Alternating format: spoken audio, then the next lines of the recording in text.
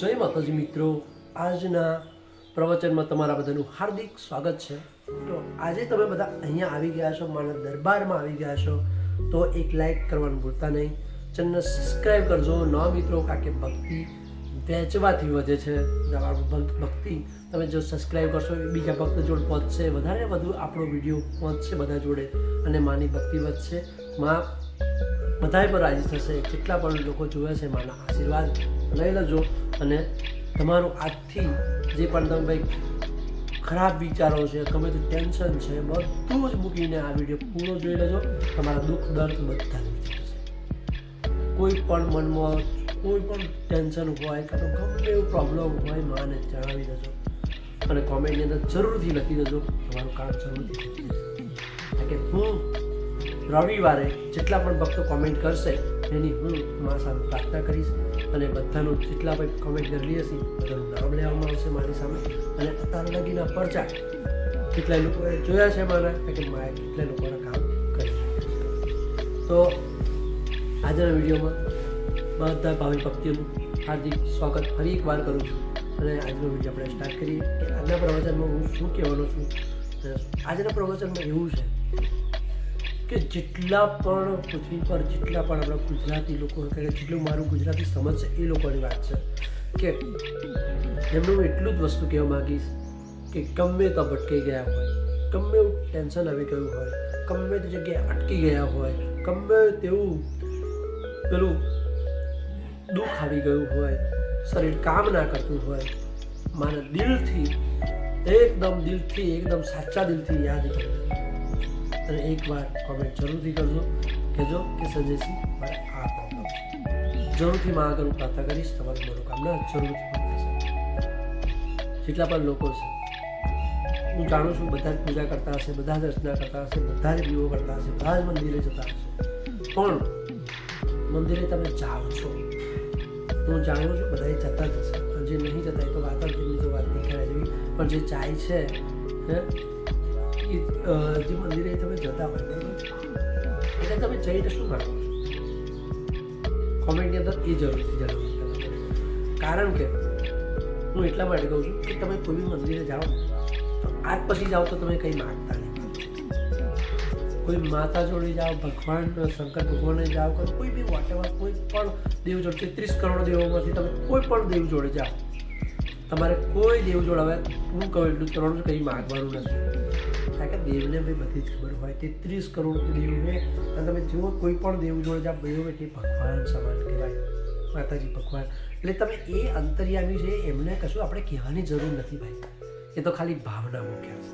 ભાવ સાચો રાખજો, દિલ ચોખ્ખું રાખજો, કરુણા રાખજો, દયા રાખજો, દાન કરજો, બરાબર છે, આવું કરજો અને આપણે હું કહું એટલું માનજો કે માં આજથી કે તો મંદિરમાં હોય ભગવાન સામે કે ભગવાન માતાજી ગમે તે હોય એમને એટલું જ કહેજો આજથી દુઃખ સુખ બધુંય તમારા ચરણે માં, કાં તો ભગવાન તમે બધું જાણો છો, મારે કંઈ કહેવાની જરૂર છે નહીં, કારણ કે તમે તો અંતર્યામી છો અને માં તાર ભગવાનને એટલું કહેજો તમે તો કરુણાના સાગર છો એટલે તમે બધું જ જાણો છો માં। આજથી મારું જે દુઃખ છે, મારું દર્દ છે, મારી ખુશી છે, મારું સુખ છે, બધું જ હું તમારા ચરણે અર્પણ કરું છું અને વંદન કરું છું। આટલું તમારું બેડો પાર કરશે અને જરૂરથી કામ કરશે। કોઈ દિવસ માગવાનું નહીં, માગવાથી તો કોઈ દિવસ તમને નહીં આવે,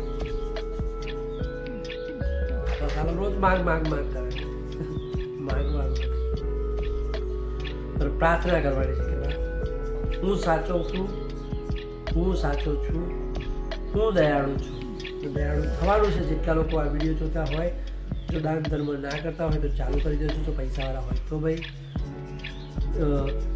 કોઈ પંડિતજીને દક્ષિણા આપવાનું રાખો, કાં તો કબૂતરાને ચણ નાખો, ચકલાઓને કૂતરાઓને નાખવાનું રાખો, આવું તમે દયા કરો। જો તમે દયા કરશો તો ભગવાન ચોક્કસ તમારી પર દયા કરશે। કોઈ તમે જેવું વાવશો એવું તમને મળશે, જેવું કર્મ કરશો એવું તમને ફળ મળશે, 100%ની વસ્તુ છે। ભગવાને ખુદ ગીતાની અંદર કહેલું છે, કર્મ એવું ફળ તમને મળી જશે। જો તમારું ખોટું કર્મ હશે તો તમને ખોટું ફળ મળશે, તમારું સારું કર્મ હશે તો તમને સારું ફળ મળશે. એટલે જ કહું છું, આજથી સારા માર્ગે આવી જાઓ, ભક્તિભાવ ચાલુ કરી દો અને માતાજીનું નામ લેવાનું ચાલુ કરી દો. જે કર્મ મારી વહાણવટી શીખોતરીનું નામ ગુજતું હશે એ કર્મ ક્યારે તમે અને પડવા પણ દેજે. ખાલી જય માતાજી બોલવાનું રાખશો ને તો મારું નામ ગુજરું થઈ ગયું તમારા ઘરમાં એટલે પતી ગયું. આવી માતાજીના પરચા પડે જેટલા પણ લોકો વિડીયો જોયા, એક સાચા માણસને જરૂરથી શેર કરવાના અને શેર કરશો ને એમાં એક ફાયદો તો થવાનો છે. એ ફાયદો કે શેર કરવાથી જે તે માણસ જોશે એ માણસનું હૃદય પરિવર્તન થશે. એ માણસનું હૃદય પરિવર્તન થયું હે, એ માણસ સુધરી ગયો એટલે આશીર્વાદ તમને મળશે.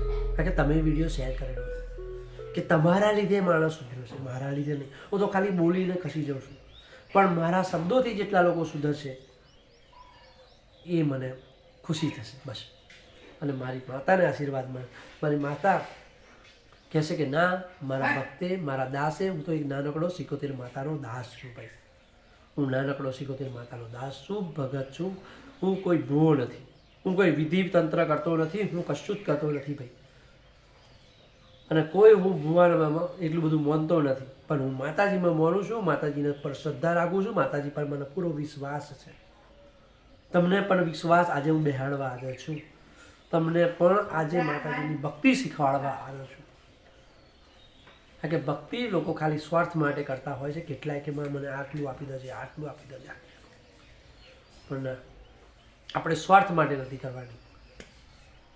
જે લોકો કહેતા હોય કે અમને ઘણો બધો પ્રોબ્લેમ હોય છે, તમે સાચા દિલથી કરશો ને ભાઈ ભક્તિ, બાધા પણ સાચા દિલથી જ મનો રાખો. હા, તમારું જરૂરથી કહો.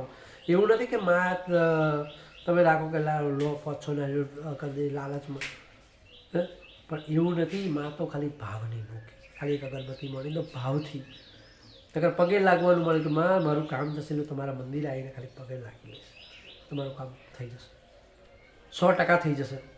ફરી તમે મને યાદ કરશો કે આ સંજયસિંહ વાઘેલાએ જે કહ્યું ભાઈ ખોટું નહીં, સાચું છે. વિડીયોમાં આપણે વિરામ લઈએ છીએ, બહુ લોંગ વિડીયો થઈ જાય છે, પછી બોર લોકો તમે થઈ જશો. આપણે રેગ્યુલર વિડીયો નાખતા રહીશું, બરાબર છે, અને સારું સારું એવું શીખવાડતા રહીશું. જય માતાજીને અને પગે લાગી લેજો, માતાજી દર્શન કરી લેજો, કોમેન્ટની અંદર જય માતાજી જરૂરથી લખજો, બરાબર છે. અને આ વિડીયોને શેર કરવાનું ભૂલતા નહીં. અને માતાજીની ભક્તિ ચાલુ રાખજો, સાચું દિલ રાખજો, કરુણા રાખજો, દયા રાખજો. જય માતાજી. બધાને બધા ખુશ રહે, મસ્ત મોજમાં રહે અને એમનું જીવન એકદમ સુખમય થાય, એમના જીવનમાં કોઈ પ્રોબ્લેમ ના રહે એવી માતાને પ્રાર્થના કરું છું. અને તમારું જે કોમેન્ટ આવશે એ ઘડી પ્રાર્થના કરીશ. જય માતાજી.